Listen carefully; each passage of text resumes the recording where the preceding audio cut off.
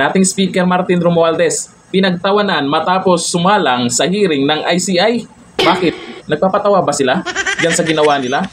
Kaso nga lang, wala tayong balita kung ano yung napag-usapan dyan sa hearing nila. Secret ba?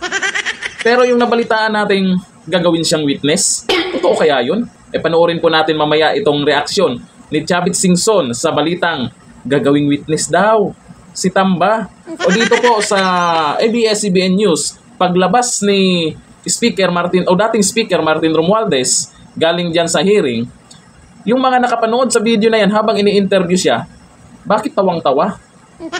Pinanood ko po yung interview na yan, hindi naman nakakatawa.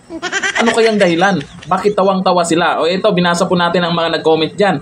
Sabi ni Marisa Palma Cuevas, "Sir, saan ka po nakuha ng kapal ng mukha?" Ni Abu Jana Tarmana, "Senate hearing ang hinihintay ng taong bayan, hindi ang ICI kasi kayo din naglagay dyan." Tapos, di natin alam kung ano yung pinag-usapan nila dyan.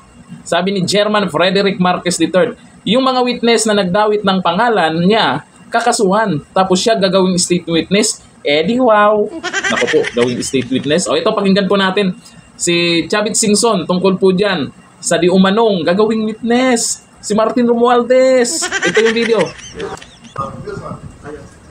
Wilson from Philippine Star. Governor, there are reports saying na may mga tao daw gusto gawing state witness si Speaker Martin Romualdez. Anong reaction ninyo sa mga reports lumalabas na yung controversial suggestion daw na gagawing state witness daw ang Speaker of the House? Niloloko ng taong bayan. Siya ang main principal na karakter dito. Siya ang may kasalanan na lahat. Sa investigasyon nila, doon na lahat ang pera. Gawin mong state witness. Payag ba tayong hindi naman wala sa Pilipino? Huwag tayo pumayag po. Gagawin tayong gago. Yung state witness, yung mas lesser ang kasalanan. Hindi yung principal na subject. May lumabas daw na si Ombudsman daw yan. Yun dito narinig ko.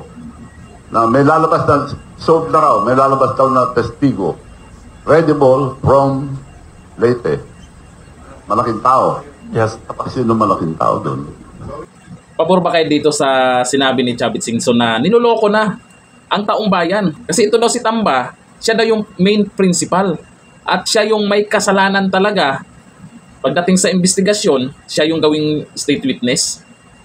Kanyari na. Okay na sana noon yung mga ginawang investigasyon ni Senator Marcoleta. Maraming mga nabunyag dyan.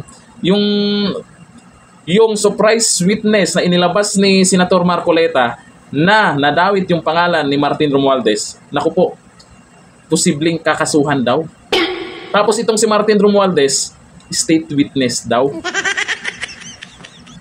Sa tingin nyo, magkaroon tayo ng, sa tingin nyo, mayroong magandang resulta yung ginagawa ng ICI? May mananagot ba na politiko? Ito yung hinihintay natin, may mananagot ba na politiko? Naku, harap-harapan na talaga. Sa bagay, matatalino yung taong bayan. Alam kung ano na yung mga nangyayari ngayon. Ito ba? Ito ba yung seryoso talaga na labanan yung korupsyon? Galit na ang karamihan.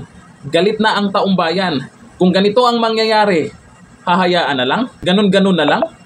Trilyon ang pinag-usapan. Nabusog ang mga buhaya dyan. Bandang huli, may mananagot ba dyan? Hanggang dito na lang. Thank you. Bye-bye.